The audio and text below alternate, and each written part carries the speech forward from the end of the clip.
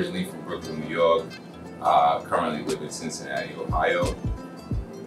Teacher, coach, father, veteran, have many hats.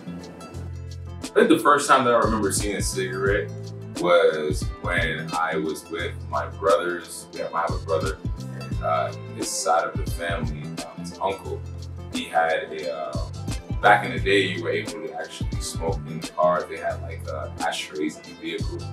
So I remember being in the back seat and his uncle was smoking a cigarette. You know, it was like really smoky in the car. That was the first time I'd ever seen a cigarette. The first time I had tried it, I probably was around the age of maybe like 12, 13. And then I never smoked again for like years. I didn't smoke until I had a friend back in Brooklyn who would smoke those Black and Milds. And he would like, you know, he would freak them or whatever the case may be. And it would smell good. So I was like, I have to try it. So I had tried it. I was probably around the age of like 17, 18. So for around 6 years, I didn't even, you know, think about tobacco products. But anyway, so we had, you know, smoked the Black and Mild, and I thought it was smooth. I thought it tasted good around that time, and I would smoke it every now and then. When I was at UC, when I went to the University of Cincinnati, so when I was at UC, I would smoke every now and then when I went out, or I got a drink or something with my friends and my fraternity brothers. The moment that I thought that I should stop smoking every now and then, or just smoking period, was when I seen a statistic about education levels in people who smoke in the United States. And I saw that, you know, with higher education, people tend to smoke less. And as you go forth down, people tend to smoke more percentage of the population. And that was one thing that stuck out, because I was about to graduate college. I was a college grad coming up soon. So I just said to myself, you know what, I probably should fall back. It's probably not healthy. You know, just reading that and seeing things, it's just not a healthy habit to have. So I just really stopped. So what a lot of people don't know is one of the reasons that I started running was to alleviate my sort of cravings for maybe smoking every once in a blue moon. So, or smoking every now and then. So I started to run, and I knew that smoking and running doesn't go hand in hand. So I really started running to put myself in a mental place of not smoking, so to speak.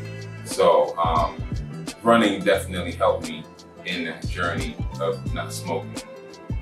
One of the things that you can think about with any habit, especially with this smoking habit, is think about all of the money that you do spend, you know, weekly, monthly, yearly, and so forth. And, you know, when you come up with that number, you think about how much money you're just throwing away, not for anything that's good for you. It only is deteriorating your body. I thought about that as well. So, I would say to think about, I think finance, when you hit anybody's pockets, if you talk about anything about saving $1 or $2, I think that people really kind of think about that. So I would say, you know, if someone was to speak to me about, you know, not smoking or how to stop, say, hey, think about how much you spend. And then think about your health. That's up there as well. So think about your health and how much you spend.